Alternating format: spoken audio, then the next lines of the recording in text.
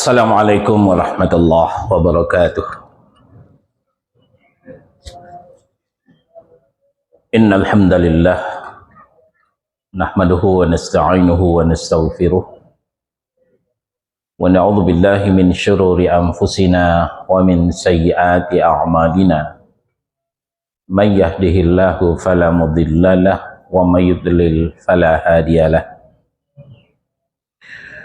Wa asyhadu an la ilaha illallah wahdahu la syarika lah wa asyhadu anna Muhammadan abduhu wa rasuluh. Ya ayyuhalladzina amanu taqullaha haqqa tuqatih wa la tamutunna illa wa antum muslimun. Ya ayyuhan nasu taqu rabbakumul ladzi khalaqakum min nafsin wahidah wa khalaqa minha zawjaha وبث منهما رجالا كثيرا ونساء واتقوا الله الذي تساءلون به والأرحام إن الله كان عليكم رقيبا يا أيها الذين آمنوا اتقوا الله وقولوا قولا سديدا يصلح لكم أعمالكم ويغفر لكم ذنوبكم ومن يطع الله ورسوله فقد فاز فوزا عظيما.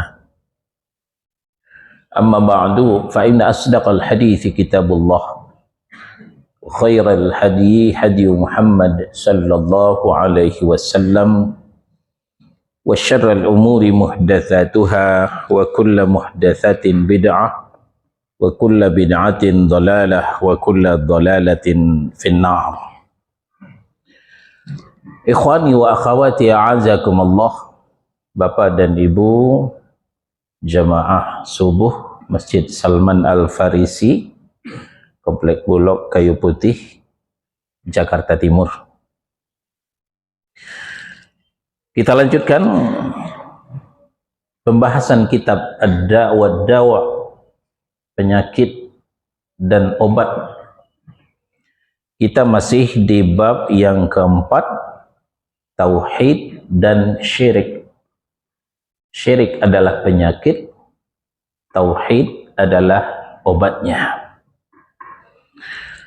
Kita sudah sampai kepada pasal yang nomor G. Ya. Terakhir kita di nomor F, menyekutukan Allah dalam lafaz. Sekarang nomor G, syirik dalam kehendak dan niat. Ini hampir selesai bab 4 ini. Yang pegang kitab silakan dibuka halaman 295. Pasal G, syirik dalam kehendak dan niat. Jadi memang kesyirikan ini akan terjadi dalam berbagai lini, setiap celah daripada batang tubuh kita ini. Perbuatan, perkataan, tidak terkecuali kehendak atau niat. Nah, dari sinilah sumbernya sebenarnya. Dari niat daripada hati ini.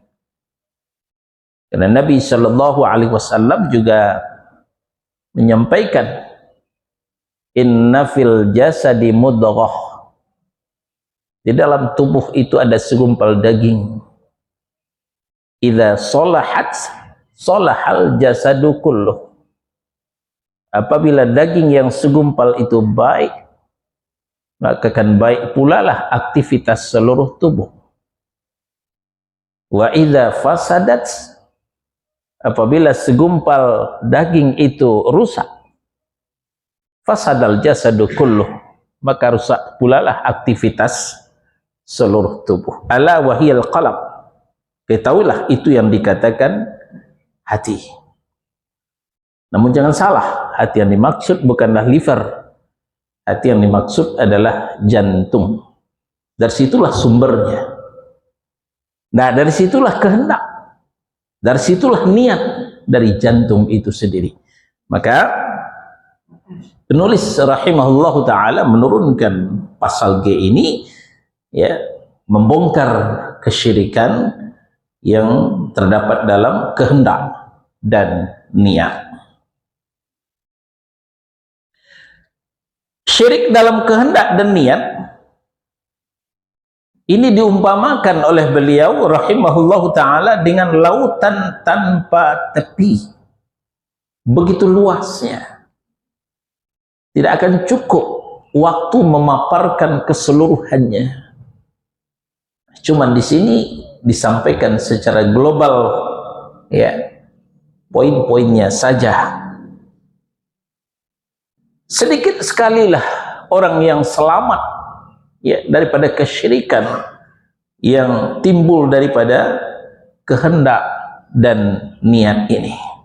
Nah, nanti kita bisa mengukur diri sendiri, jangan pernah mengukur orang lain. Selamatkah kita daripada kesyirikan kehendak dan niat ini?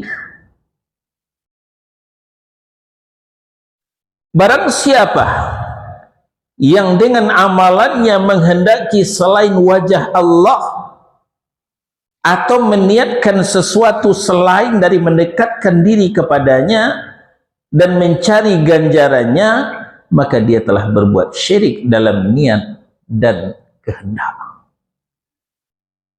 Ini tipis sekali, saudara-saudara. Secara teori kita diciptakan oleh Allah, beramal juga untuk Allah. Ayatnya kita sudah hafal. Wa ma khalaqatul jinna wal insa illa liya'buduni. Tolong HP-nya di silent dulu. Dan tidaklah kujadikan jin dan manusia melainkan untuk berubudiyah kepadaku. Ai liwahidun, artinya untuk mentauhidkanku. Inna solati wa nusuki wa mahyaya wa mamati lillahi rabbil alamin. Katakan, sesungguhnya salatku, ibadahku, hidupku dan matiku hanya untuk Allah, Rabb semesta alam. Ini secara landasan teori. Tapi dalam kenyataan, nah tentu kita dengan Allah yang tahu. Dalam kenyataan kita beribadah, kadangkala bukan hanya untuk Allah. Bukan hanya untuk Allah. Untuk apa? Untuk MPO, menarik perhatian orang. Menarik perhatian orang. Dengan melalui celah-celah, apakah itu riya ataupun sum'ah. Ini celahnya. Intinya sama, untuk menarik perhatian orang. Sehingga orang berdecak kagum dengan kita. Nah, maka orientasi ibadah bukan lagi lillahi ta'ala, tapi karena seseorang yang mungkin melihat kita, yang mungkin mendengar kita. Nah, jadi kita ulang, barang siapa dengan amalnya menghendaki selain wajah Allah atau meniatkan sesuatu selain daripada mendekatkan diri kepadanya dan mencari ganjarannya, maka dia telah berbuat syirik dalam niat dan kehendak. Inilah yang dimaksud dengan ikhlas. Ikhlas adalah membersihkan niat daripada selain Allah Subhanahu wa ta'ala. Dan inilah sebenarnya inti daripada isi daripada kitab yang diturunkan kepada Muhammad sallallahu alaihi wasallam. Di Az-Zumar surah 39 ayat 2, Inna anzalna ilaikal kitaba bil haqq. Sesungguhnya kami telah turunkan kepada engkau, hai Muhammad, kitab Al-Quran. Ini kitab Al-Quran. Apa isinya? Isinya adalah fa'budillaha mukhlishan lahuddin. Maka beribadahlah kepada Allah dengan mengikhlaskan, dengan memurnikan, dengan membersihkan, ya, semata-mata karena Allah dalam menjalankan ketaatan dalam beragama. Di ayat 3, ala lillahi dinul khalis. Ketahuilah hanya milik Allah lah agama yang bersih, agama yang steril daripada debu-debu kesyirikan, lumpur-lumpur riya dan sum'ah. Mafhum mukhalafahnya, ketika agama itu berlumuran dengan kesyirikan, berdebu dengan riya dan sum'ah, jangan ngimpi Allah akan menerima ibadah kita tersebut. Ini dalil daripada sebuah keikhlasan. Ikhlas artinya murni, ikhlas artinya bersih, ikhlas artinya steril. Lalu dalam Al-Bayyinah, ini surah yang kita juga sudah hafal,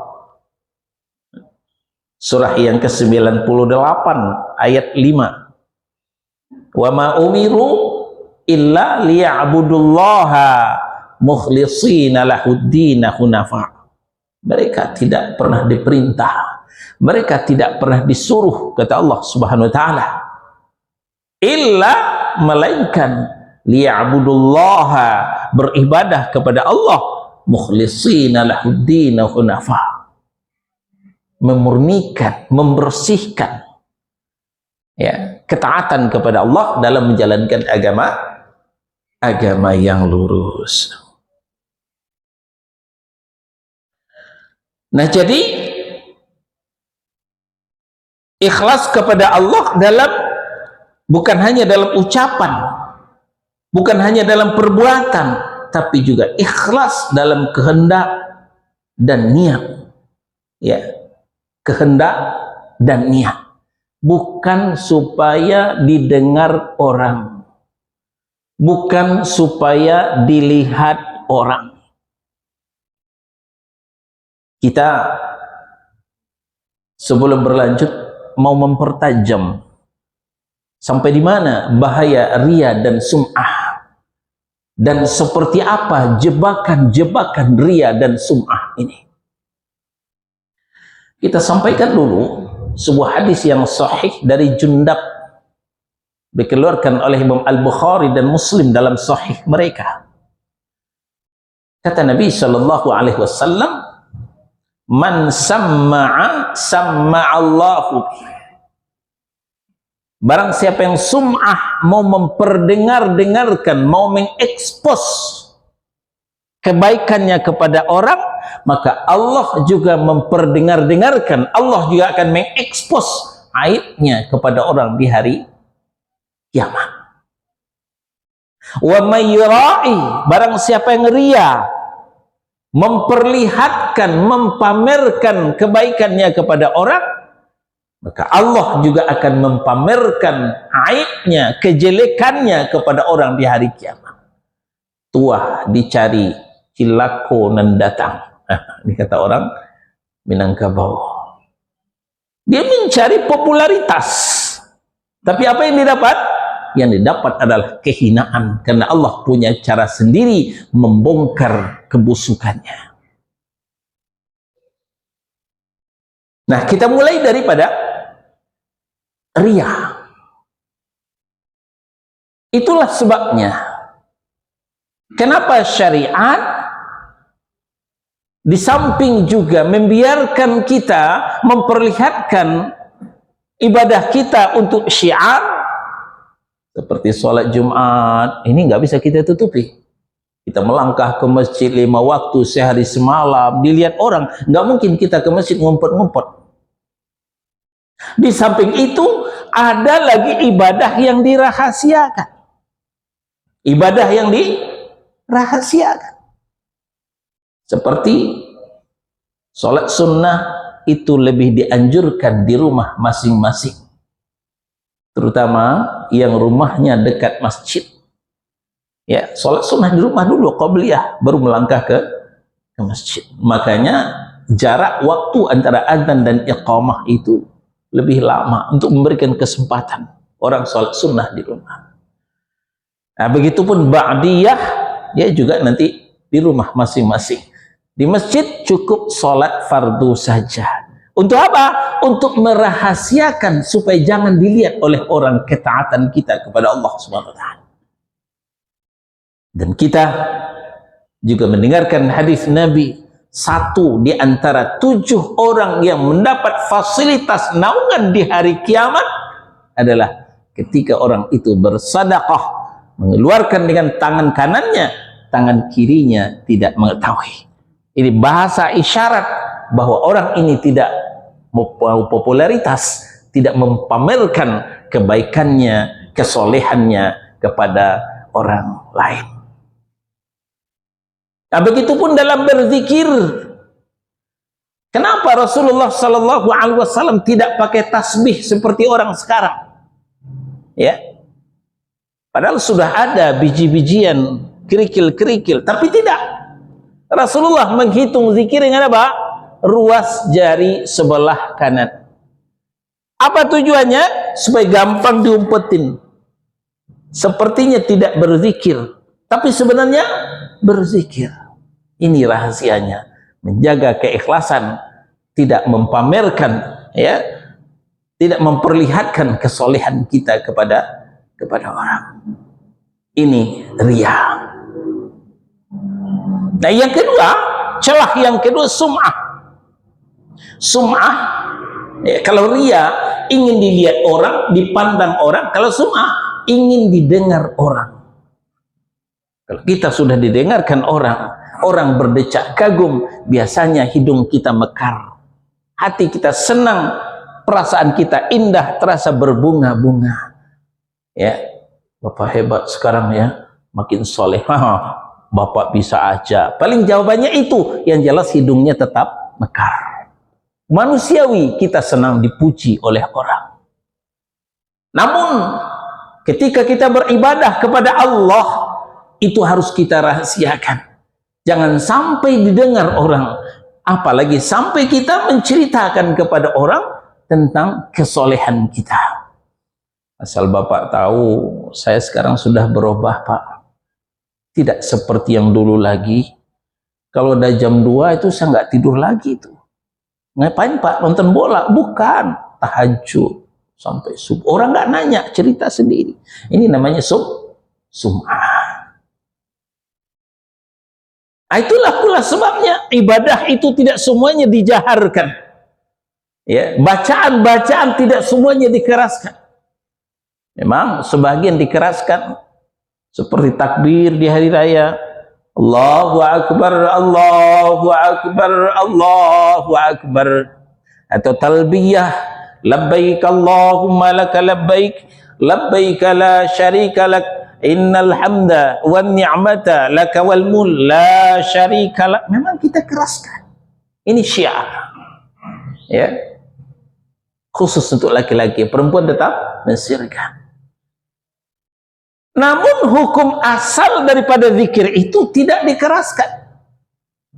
Ini khusus untuk takbir dan talbiyah, kita disuruh mengangkat suara. Dalil khusus. Secara umum zikir itu bisirri, dengan berbisik, wadunal jahar, tidak boleh dikeraskan. Kita bisa lihat dalam Al-A'raf surah yang ke-7 ayat 205. Wadhkur rabbaka fi nafsika tadarruan wa khifatan wa dunal jahar. Wadhkur rabbaka, berzikirlah kamu, sebut nama Rabbmu fi nafsika, dalam dirimu. tadarru'an dengan rendah hati, wa khifatan dengan rasa takut, wa dunal jar tanpa mengeraskan suara. Mengeraskan suara aja tidak boleh, apalagi pakai pengeras suara. Tapi ayat inilah yang semakin tidak populer pada hari ini. Al-A'raf surah yang ke-7 ayat 205 inilah semakin tidak populer pada hari ini. Malah kalau ada yang mengamalkan ayat ini, orangnya terasik. Apa ini tuh jamaah Salman habis sholat nggak zikir? Lalu ngapain? Habis sholat bengong nggak zikir. Jadi dikira orang diam itu nggak zikir. Yang zikir apa? Yang berisik membentak-bentak Allah, la ilaha illallah, la ilaha illallah. Itu yang zikir menurut kebanyakan orang. Padahal hukum asal zikir itu bisiri dengan berbisik, wadunal jar tanpa mengeraskan suara. Apa tujuannya? Menjaga keikhlasan. Jangan tercemar dengan virus yang namanya sum'ah. Satu kali Rasulullah bersama sahabatnya, ini diceritakan oleh Abu Musa al-Ash'ari. Satu kali kami safar bersama Rasulullah sallallahu alaihi wasallam.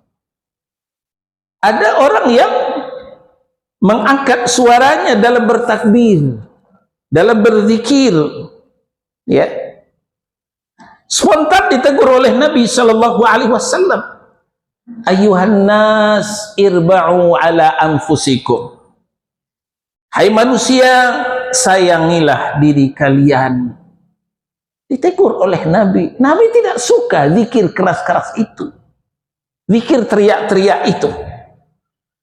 Kenapa? Innakum laisa tad'una as-samma wala ghaiban. Kalian tahu enggak? Kalian menyeru Allah, zat yang maha mendengar, ya, bukan zat yang budak, bukan yang tuli, bukan yang jauh. Untuk apa teriak-teriak? Innakum tad'una sami'an qaribah. Sedangkan kalian sebenarnya menyeru Allah, zat yang maha mendengar, lagi maha dekat. Dulu orang tua dulu seringkali itu kalau sudah bicara akidah ya sifat 20. Kalau sudah bicara tauhid ya sifat 20. Wujud tidak baqa mukhalafatul lil hawadis.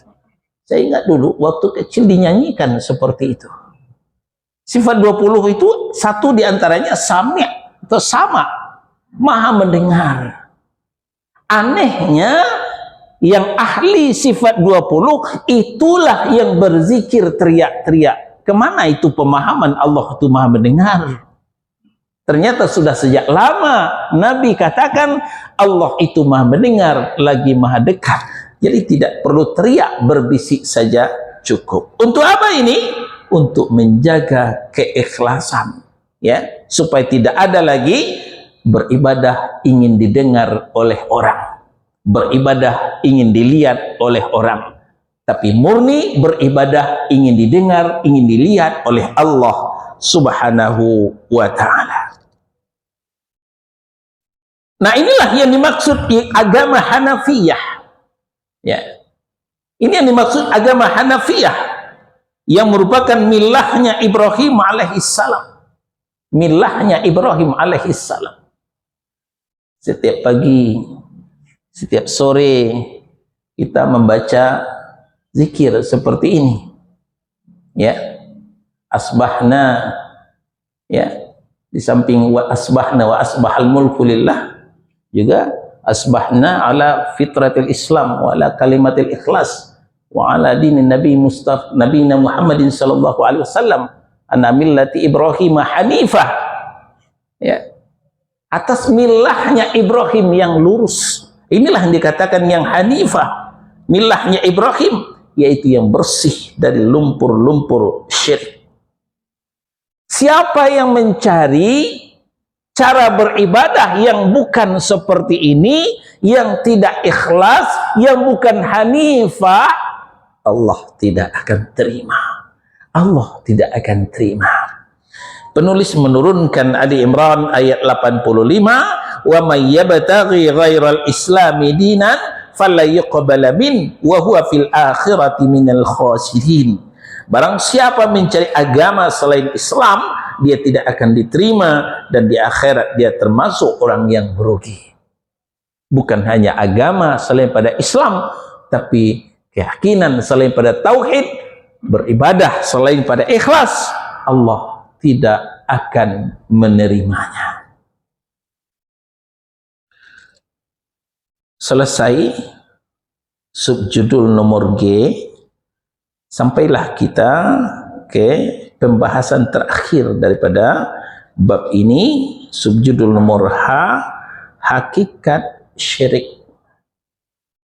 Ini boleh dikatakan merupakan saripati daripada bab yang keempat ini, ya, kesimpulannya.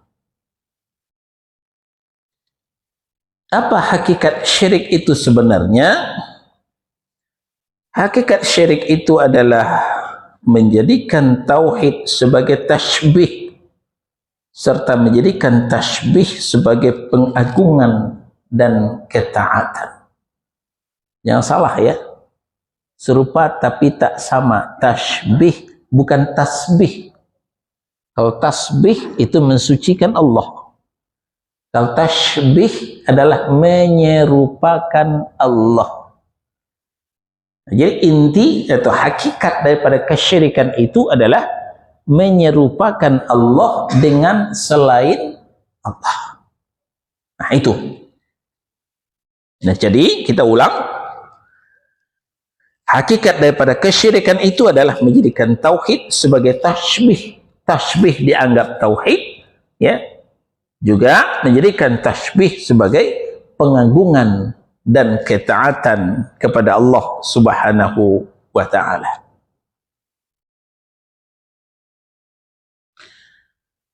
Apabila kita telah memahami penjelasan-penjelasan di atas, ya, pembahasan-pembahasan sebelumnya, niscaya kita akan mendapatkan jawaban, ya, terhadap soal-soal sebelumnya, akan terbuka untuk kita, akan mudah kita memahaminya. Nah, dengan demikian disimpulkan oleh penulis, ya, sementara Allah sajalah, ya, yang kita sembah, kepada Allah sajalah kita beribadah, kepada Allah sajalah kita minta pertolongan. Hakikat kesyirikan adalah merupakan diri dengan sang pencipta, menyerupakan diri dengan sang pencipta. Ini tasbih, menyerupakan. Kita merasa, ya, sudah besar, kita merasa sudah hebat, kita merasa sudah lebih. Berarti ini namanya apa? Menyerupakan diri dengan Allah. Karena yang super hebat, super lebih itu hanya Allah Subhanahu.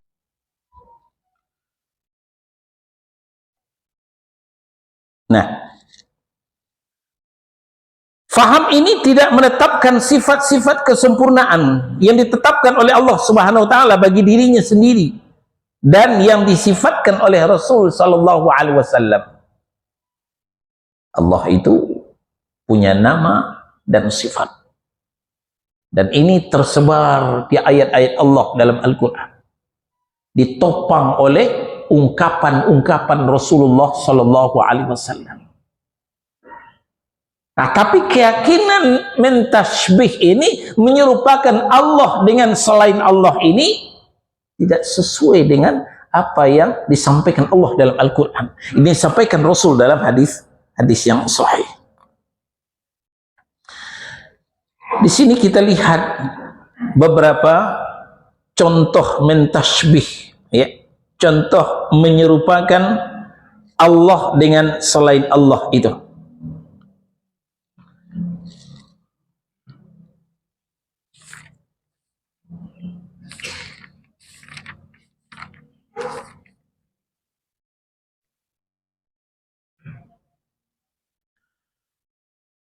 Kita di halaman 296. Di antara kekhususan uluhiyah adalah mengesahkan Allah. Allah yang menguasai mudarat, menguasai manfaat, memberi dan menahan. Ya. Ketika seorang hamba melakukan penyimpangan, melakukan kesalahan, hanya Allah yang akan memberikan hukuman. Ini yang dimaksud Allah yang memberikan manfaat dan Allah memberikan mudarat. Selain daripada Allah, ma la yanfa'uka wa la yadurruka, tidak akan memberikan manfaat kepadamu dan juga tidak akan memberikan mudarat. Nah, ketika ini kita balik, terbesit dalam benak kita, ada sesuatu selain Allah yang akan memberikan manfaat, yang akan memberikan mudarat.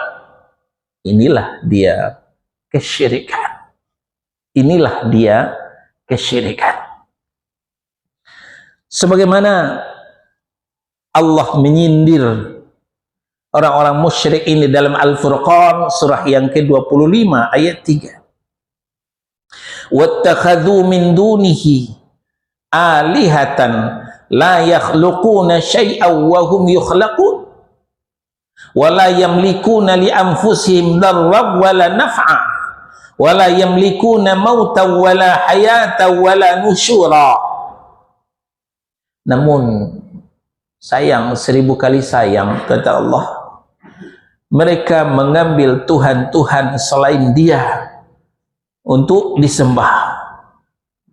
Padahal Tuhan-Tuhan itu tidak menciptakan apapun, bahkan mereka sendiri yang diciptakan, dan tidak kuasa untuk menolak bahaya, menolak mudarat terhadap dirinya, dan tidak dapat mendatangkan manfaat, serta tidak kuasa mematikan, menghidupkan, dan tidak kuasa pula membangkitkan. Mereka menganggap selain Allah bisa melakukan semua ini, bisa mendatangkan manfaat, bisa mendatangkan mudarat, bisa menghidupkan, bisa mematikan, bisa membangkitkan. Nah, ini tadi tasbih, menyerupakan sesuatu selain Allah sama dengan Allah. Inilah dia kesyirikan.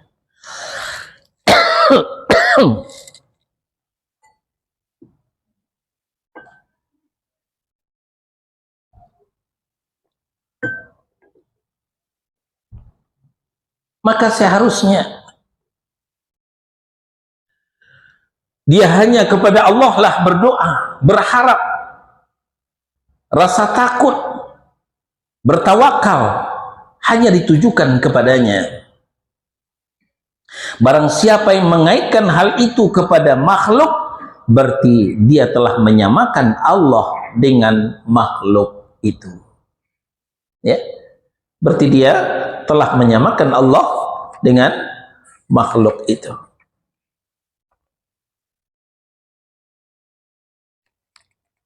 Dia seharusnya berdoa, berharap, minta tolong hanya kepada Allah Subhanahu wa ta'ala. Ini yang disampaikan Allah di dalam ayatnya, ud'uni astajib lakum. Berdoalah kepadaku, akan kuijabah doamu.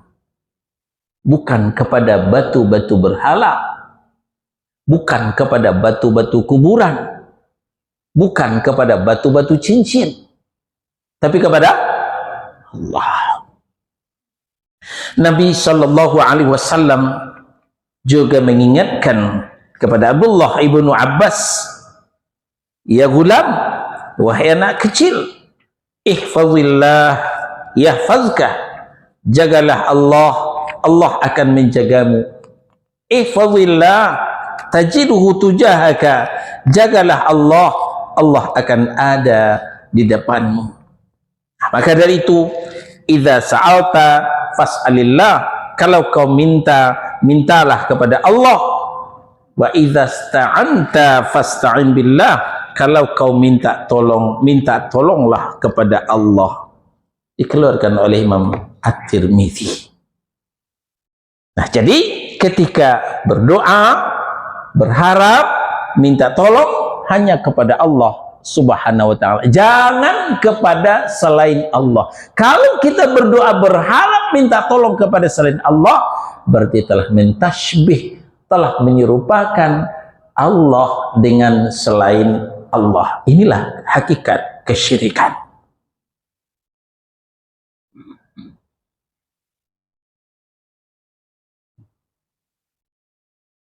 Ya.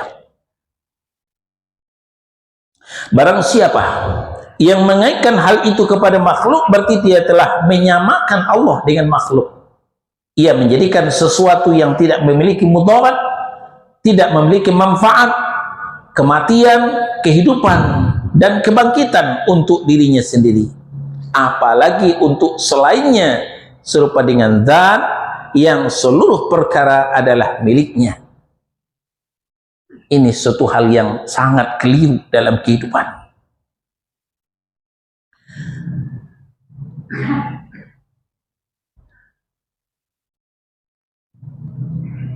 Kemudian,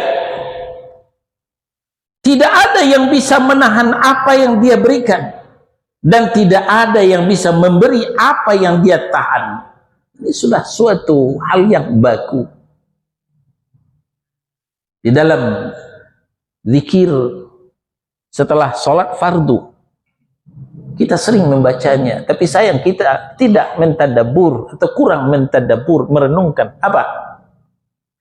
Allahumma la mani'a lima a'taitah wa la mu'tiya lima mana'tah.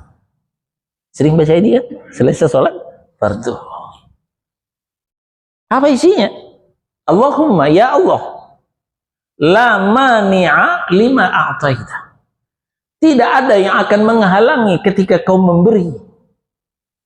Wala mu'tiya lima mana'ta. Tidak akan bisa orang memberi ketika kau menghalang. Jadi semuanya bermuara kepada kehendak Allah Subhanahu wa ta'ala. Untuk apa kita berharap kepada selain Allah? Ketika Allah mau memberi kepada kita, tidak ada yang bisa menghalangi. Sebaliknya, ketika Allah menghalangi, tidak akan ada orang yang akan bisa memberikan kepada kita. Maka berharaplah kepada Allah, memintalah kepada Allah, berhentilah berharap kepada selain Allah, berhentilah berdoa, meminta nadah-nadah kepada selain Allah Subhanahu wa ta'ala. Jika dia membuka pintu rahmatnya bagi hambanya, maka tidak ada yang mampu menahannya. Dan jika dia menahannya, maka tidak ada yang mampu melepaskannya. Semuanya bermuara kepada kehendak Allah Tabaraka wa ta'ala.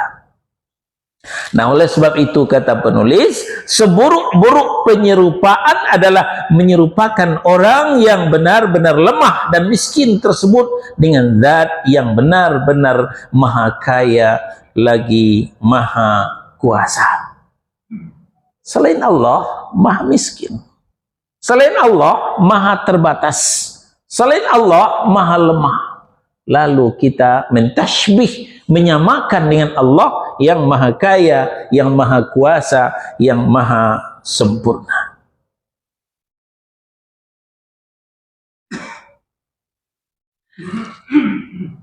Nah, kemudian termasuk di antara kekhususan juga dalam pengagungan dan pemuliaan. Mengagungkan dan memuliakan. Ini suatu hal yang biasa dalam kehidupan kita. Mengagungkan dan memuliakan. Ini boleh-boleh saja sepanjang tidak berlebihan sehingga mentasbih, menyerupakan pengagungan dan pemuliaan kepada Allah Subhanahu wa ta'ala. Di sini celah yang menjatuhkan kita kepada kemusyrikan. Kita kadangkala Kalau sudah menghormati, waduh, berlebih-lebihan, mengagungkan, ya, ketemu dengan seseorang, ya, ini perlu kita sampaikan. Mencintai ulama itu perlu.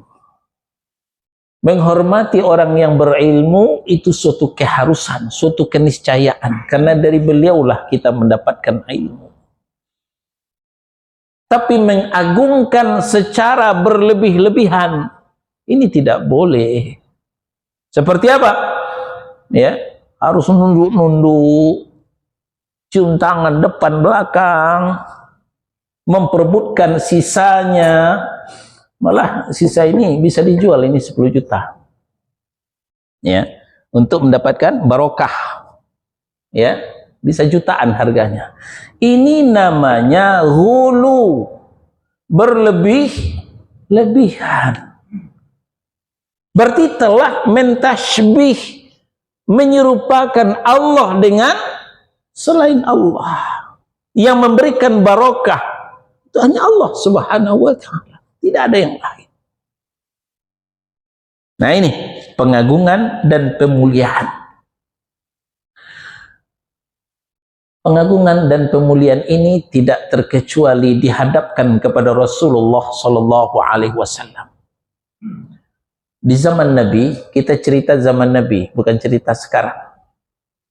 Orang memuliakan, memuji, menyanjung Rasulullah sallallahu alaihi wasallam berlebihan. Langsung di-cut oleh Nabi. Apa kata Nabi? La tatruni kama atratin nasara ibnu Maryam. Jangan kalian puji-puji aku, jangan kalian sanjung-sanjung aku. Maksudnya secara berlebihan, sebagaimana orang-orang Nasara memuji dan menyanjung Isa putra Maryam. Cinta Nabi, semua orang cinta kepada Nabi, itu hukumnya wajib. Cinta Rasul, semua orang cinta kepada Rasul, itu hukumnya wajib. Yang tidak cinta kepada Nabi, yang tidak cinta kepada Rasul, haram, berdosa. Malah bisa merenggut pelakunya kepada kekufuran. Tapi mencintai Nabi, mencintai Rasul adalah dengan jalan mentaati perintah Nabi dan Rasul, meninggalkan, menjauhi yang dilarang oleh Nabi dan Rasul, mencontoh, menjadikan Nabi dan Rasul sebagai uswah. Begitu mencintai Nabi, begitu mencintai Rasul. Bukan memuji, menyanjung-nyanjung, sementara perintah Nabi ditinggalkan, yang dilarang Nabi dikerjakan, uswah, contoh dari Nabi ditinggalkan. Kan demikian. Nah, jadi ini juga diantara kekeliruan, ketergelinciran adalah dalam pengagungan dan pemuliaan. Nah, begitu juga rasa takut yang mendalam hanya kepada Allah Subhanahu wa ta'ala. Kita tidak boleh terlalu takut kepada makhluk. Ketika makhluk kita terlalu takut, maka kita telah mentashbih, telah menyerupakan Allah dengan makhluk. Bertaubat, ya, termasuk di dalamnya inabah, kembali hanya kepada Allah Subhanahu wa ta'ala. Kembali kepada Allah Subhanahu wa ta'ala. Bagi kita yang sudah terlanjur, kita bertaubat. Ya ayyuhalladzina amanu tubu ilallah taubatan nasuha. Wahai orang yang beriman, bertaubatlah kepada Allah dengan taubat nasuha. Dengan taubat nasuha kepada Allah Subhanahu wa ta'ala. Tawakal adalah berserah diri, ya. Tawakkala yatawakkalu tawakkulan, menyerahkan diri kita, keselamatan kita secara totalitas hanya kepada Allah Subhanahu wa ta'ala.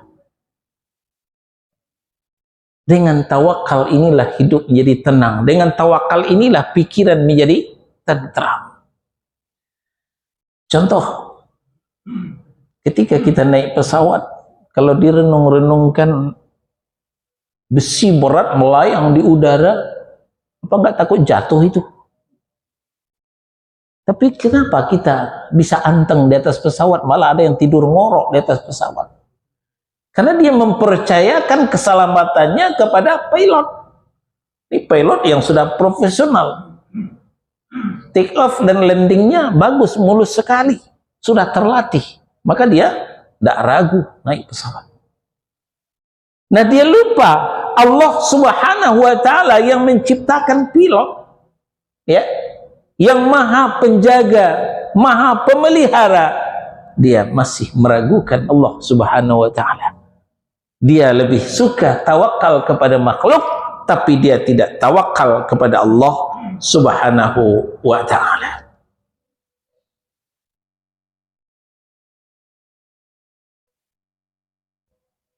Kita berlanjut. Di antara kekhususan uluhiyah juga adalah ubudiyah, penghambaan yang tegak di atas dua pilar yang tanpa keduanya niscaya tidak akan tegak, yaitu puncak kecintaan dan puncak kerendahan diri. Kecintaan, kerendahan diri. Setiap cinta berujung kepada pengorbanan. Cinta tanpa pengorbanan itu adalah cinta monyet. Maka kalau ada orang mengatakan I love you, ku cinta kepadamu, sementara kantongnya dijahit, nggak mau dia berkorban, itu cinta monyet namanya. Nah, sekarang kita mencintai Allah Subhanahu wa Ta'ala. Nah, tentu ada pengorbanan di balik itu. Ada pengorbanan di balik itu. Di samping pengorbanan yang kita keluarkan setiap hari, infak, sedekah. Nah, khusus di bulan Zulhijjah yang tidak lama lagi, ya, tinggal hitungan hari. Di bulan Zulhijjah, ya, disyariatkan kepada kita untuk mengorbankan harta kita berbentuk haiwan. Apakah itu kambing ataukah sapi? Itulah bentuk aplikasi daripada tauhid uluhiyah. Tadi ayatnya sudah kita bacakan. Inna solati wa nusuki wa mahyaya wa mamati lillahi rabbil alamin. Sesungguhnya salatku dan ibadahku, hidupku dan matiku hanya untuk Allah Rabb semesta alam. Para ulama di kalangan mufassirin mengatakan nusuk itu artinya penyembelihan. Nusuk itu artinya penyembelihan. Jadi yang dimaksud oleh Allah, inna solati wa nusuki, sesungguhnya solatku dan penyembelihanku. Penyembelihan kita hanya untuk Allah Subhanahu wa Ta'ala. Memang sih dagingnya kita bagi-bagi, ya, kepada sesama kita, tapi niat pengorbanan itu, penyembelihan itu hanya untuk Allah Subhanahu wa Ta'ala. Nah, ketika penyembelihan ini untuk selain Allah, nah, itu namanya mentashbih. Kita ingat dulu ketika Gunung Merapi batuk-batuk, lalu ada saudara kita nyembelih kerbau. Untuk Allah kah? Bukan. Untuk penghuni kepundan Gunung Merapi, supaya Merapi dihentikan, jangan meletus juga. Dipotonglah seekor kerbau, lalu kepala kerbau itu dimasukkan ke dalam kepundan Gunung Merapi. Dagingnya, badannya dibagi-bagi. Ini suatu penyimpangan, menyembelih untuk selain Allah. Ada yang komentar, wah, inilah dasar Wahabi. Itu aja diurusin, ya. Apa sih, berapa sih harganya kepala kerbau? Banyak yang diurusi yang lain. Kok itu aja diurusi yang kecil-kecil begitu? Ingat, saudara-saudara, yang dibicarakan itu bukan harga kepala kerbaunya, bukan besar kecilnya, tapi ketika berkurban, ketika menyembelih untuk selain Allah, berarti sudah mentashbih Allah dengan selainnya, telah mempersekutukan Allah dengan selainnya. Maka di dalam kitab Fathul Majid, syarah Kitabut Tauhid, ada riwayat yang diturunkan, ya, kata Nabi, Ada orang masuk surga karena lalat, masuk neraka karena lalat. Sahabat bertanya, bagaimana ceritanya ya Rasul? Ada yang masuk surga karena lalat, itu kan kecil. Ya, lalat itu kan kecil, kok bisa masuk surga karena lalat? Kok bisa masuk neraka karena lalat? Lalu diterangkan oleh Nabi Shallallahu Alaihi Wasallam, ada satu desa, orang tidak bebas masuk ke desa tersebut tanpa memberikan kurban kepada berhalanya. Lalu lewatlah dua orang, ya, kita sebut saja si A, si B. Ditahan, stop. Kemana? Oh, ke desa seberang. Berkurban dulu untuk berhala kami. Lalu jawab yang pertama ini, saya tidak punya harta untuk saya kurbankan. Ya, saya tidak punya harta, lagi fulus, apa ini? Miskin ini. Berkurban untuk berhala kami walaupun seekor lalat. Wah, kalau lalat gampang lah itu. Nyong. Kalau ditangkap satu nih, silakan. Wah, udah silakan lewat. Lewatlah yang pertama. Muncul yang kedua, kita kasih nama si B. Sama dengan tadi, stop. Kemana? Ke desa sebelah. Berkorban untuk berhala kami. Tapi jawaban yang kedua ini agak lain. Saya tidak akan berkorban untuk selain Allah walaupun seekor lalat. Saya tidak akan berkorban untuk selain Allah walaupun seekor lalat. Wah, ini nantang ini. Maka tanpa pikir panjang, security-nya tadi, security-nya beda dengan security kita. Kalau security kita kan bawa pentungan. Kalau security-nya bawa pedang, Pak, bukan main. Cabut pedangnya, ditebas batang lehernya, putus, menggelinding kepalanya. Innalillahi wa inna ilaihi raji'un. Nah, ini yang dikatakan Nabi, ada yang masuk neraka karena lalat. Yang pertama tadi, karena telah berkorban untuk selain Allah walaupun seekor lalat. Yang kedua, masuk surga karena lalat. Kenapa? Dia tidak mau berkorban untuk selain Allah walaupun seekor lalat.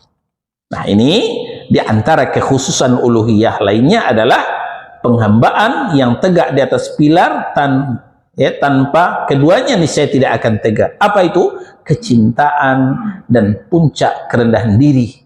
Nah, kecintaan itu ya dibuktikan dengan pengorbanan. Sedikit lagi.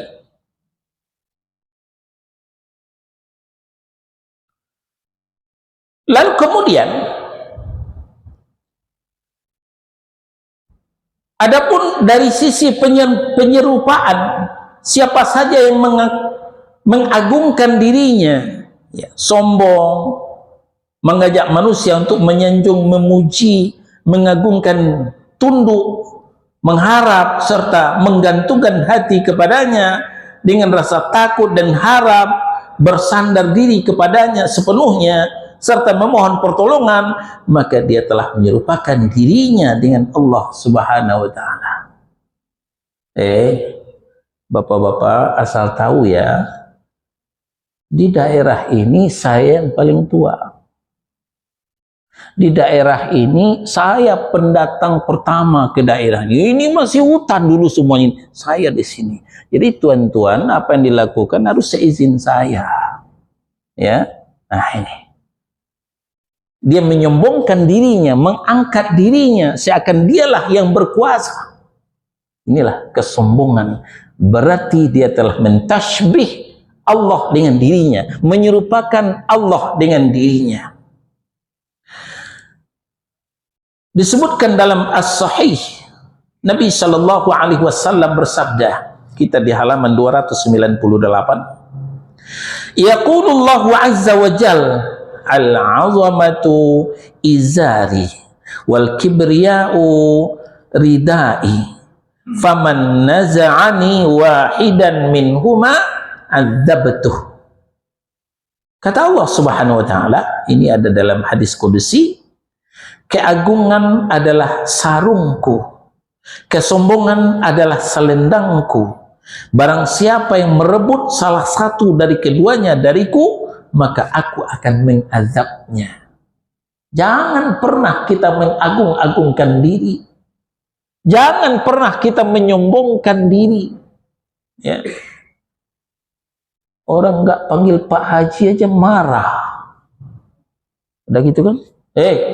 Haji ini 30 juta ini sembarangan. Pak Haji gitu loh. Bu Haja. Ini namanya mengagungkan diri. Kenapa tidak dipanggil Pak Sholat, Pak Puasa sekalian? Jadi ibadah itu bukan untuk menjadi gelar. Ibadah itu bukan untuk menjadi panggilan. Kadang-kala ini juga mempengaruhi keikhlasan kita kepada Allah Subhanahu wa taala. Orang nggak panggil Pak Haji marah, merasa kurang hatinya. Padahal haji, sholat, puasa, zakat ya sama dengan ibadah yang lain, bukan untuk disebut-sebut.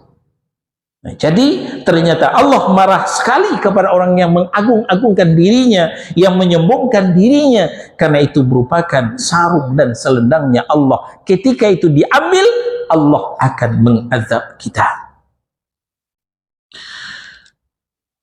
Berlanjut juga kepada mentasbih itu adalah ya menyerupai ciptaan Allah, membuat gambar-gambar makhluk bernyawa, itu juga termasuk mentasbih. Mentasbih hanya hak Allah lah mencipta itu. Rububiyah itu hanya hak Allah.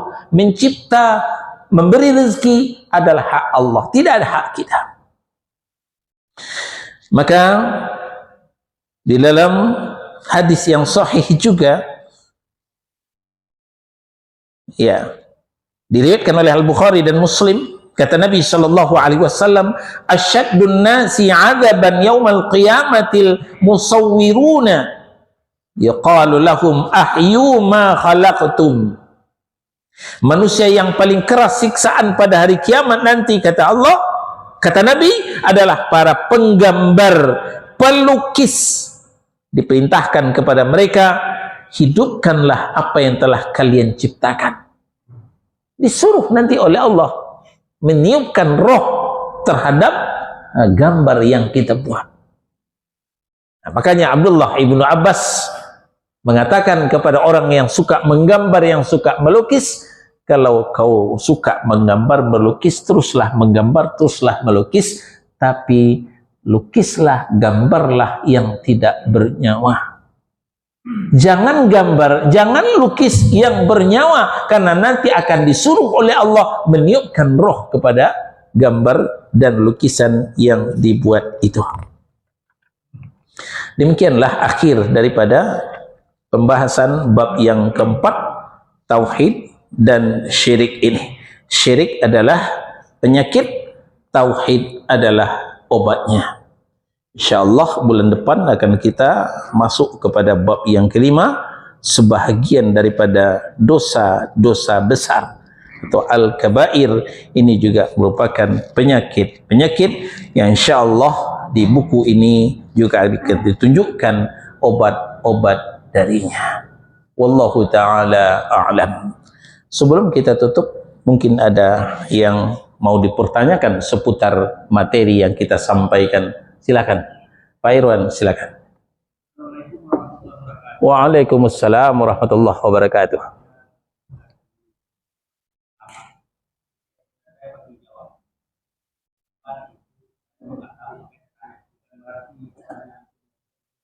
Ya.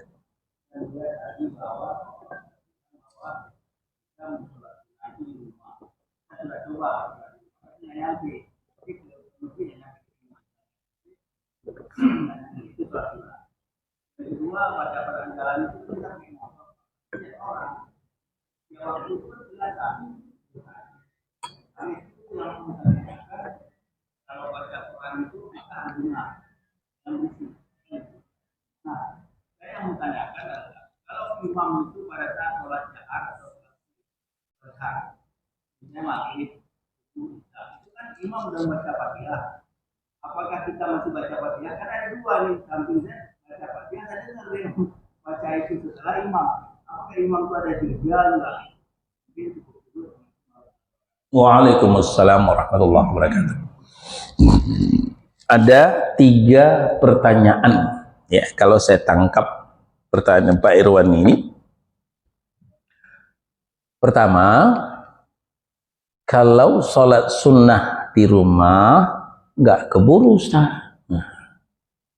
Makanya tadi saya alas yang rumahnya dekat masjid. Kalau rumahnya jauh dari masjid, jelas nggak keburu. Nyampe di masjid, orang sudah Assalamualaikum warahmatullah. Ya, jemput orang mau pulang namanya itu. Jadi, tadi saya sampaikan, yang rumahnya dekat masjid, dianjurkan sholat sunnahnya di rumah. Bukan tidak boleh sholat sunnah di masjid. Bukan tidak boleh. Tapi lebih diutamakan di rumah bagi yang rumahnya dekat masjid. Ini yang pertama.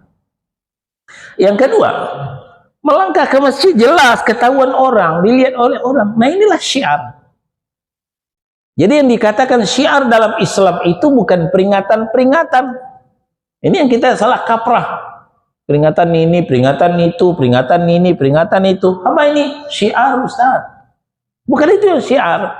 Yang syiar adalah bagaimana masjidnya tetap penuh sesak setiap 5 waktu. Ya, terutama subuh. Subuhnya penuh sesak seperti penuh sesaknya waktu Jumat. Itu syiar. Jadi kita melangkah ke masjid, ini tidak perlu diumpet-umpetin. Jadi Pak Irwan ke masjid nggak perlu ngumpet-ngumpet, biasa saja. Ya, itu ibadah yang tidak bisa kita rahasiakan. Ya, nah itu yang kedua. Nah yang ketiga, ini masuk masalah fikih.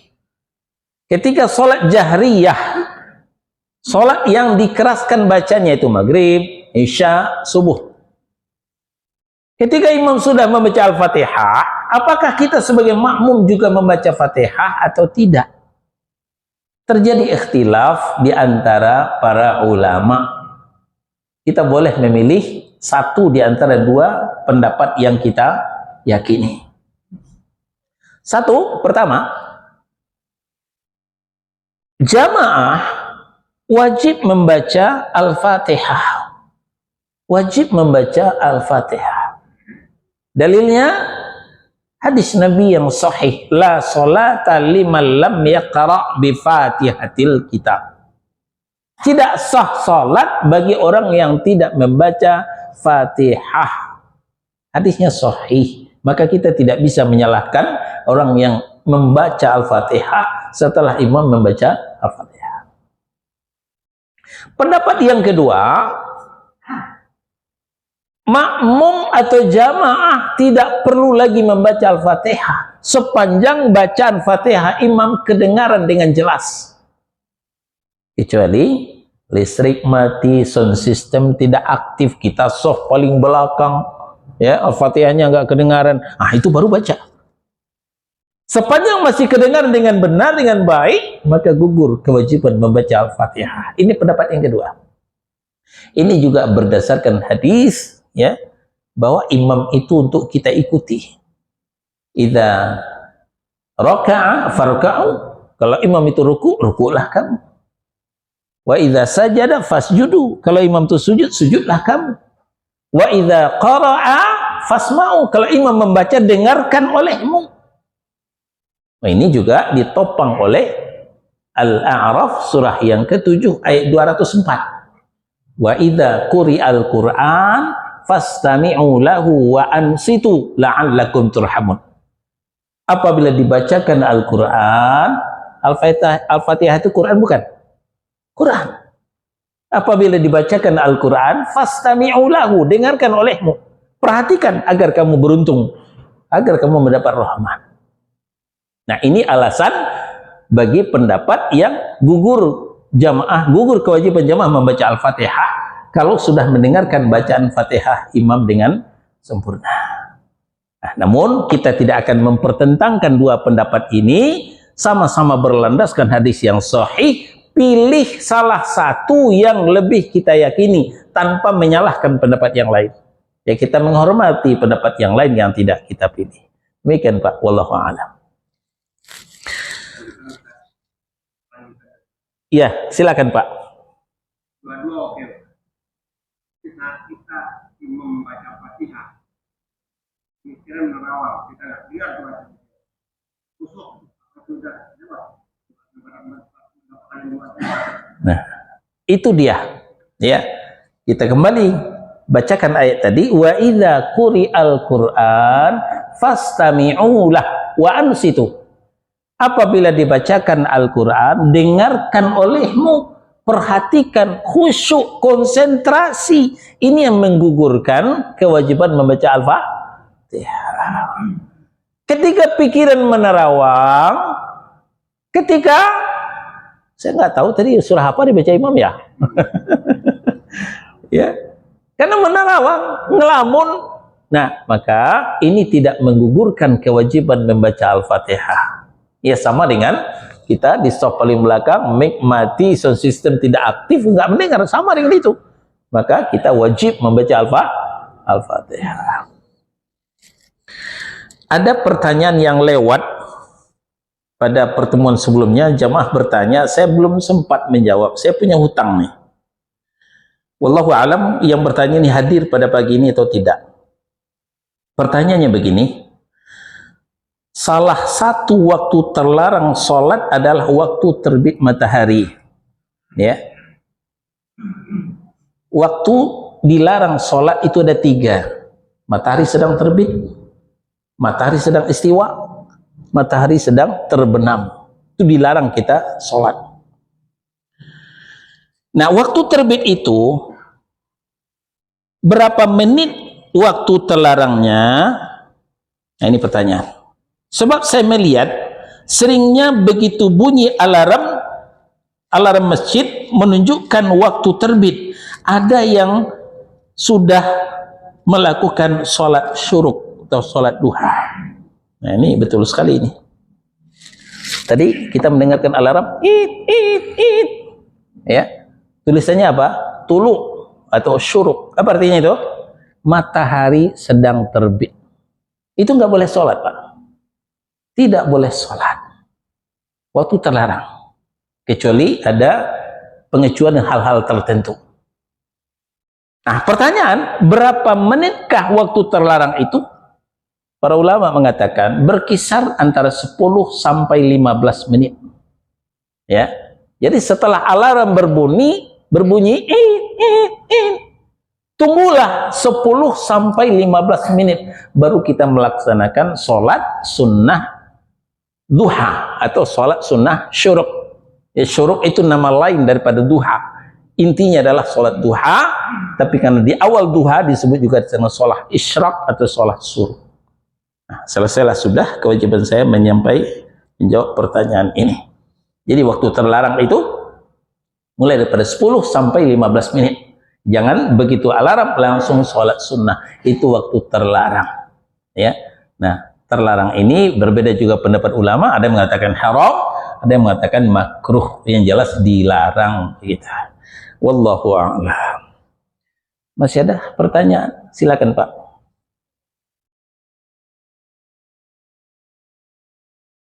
Tolong agak kencang suaranya. Ya.